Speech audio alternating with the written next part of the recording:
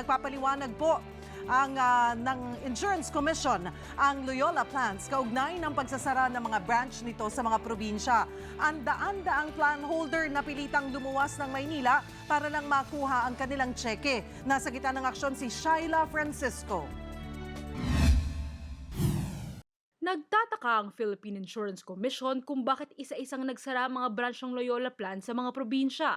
Yan ay kahit na sinasabing sapat ang pondo nito para bayaran ang claim sa mga plan holder. Hindi accurate to say na puro real estate properties lang ang meron ng Loyola.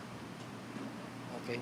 So we'll just have to explain, ask them to explain why you have these liquid assets with you and you were not able to pay.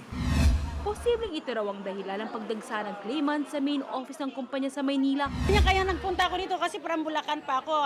Kaya nga nagsabi niya, pupunta ngayong Tuesday para daw ko lahat ng mga chike mai-release na daw. Kaya ito, kahit tanghali na nandito kami para lang makausap ko talagang sigurado ba talaga yon. Kahit naman sino siguro naiinis Pinakonverge lahat dito kaya ito'y hindi kaya. Ito'y good for Metro Manila lang.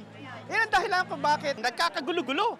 It turns out, nasalita lang, sinasabi nilang we have more than enough.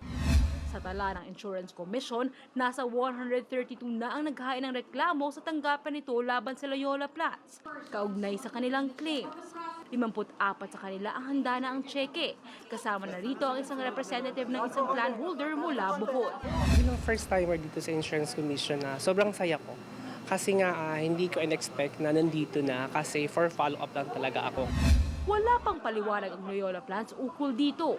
Paalala naman ng Insurance Commission sa mga plan holder na kukuha ng tseke, huwag kalimutan dalhin ang Certificate of Full Payment o resibo ng binayaran, 2 valid ID at special power of attorney sa mga hindi makakapunta ng personal.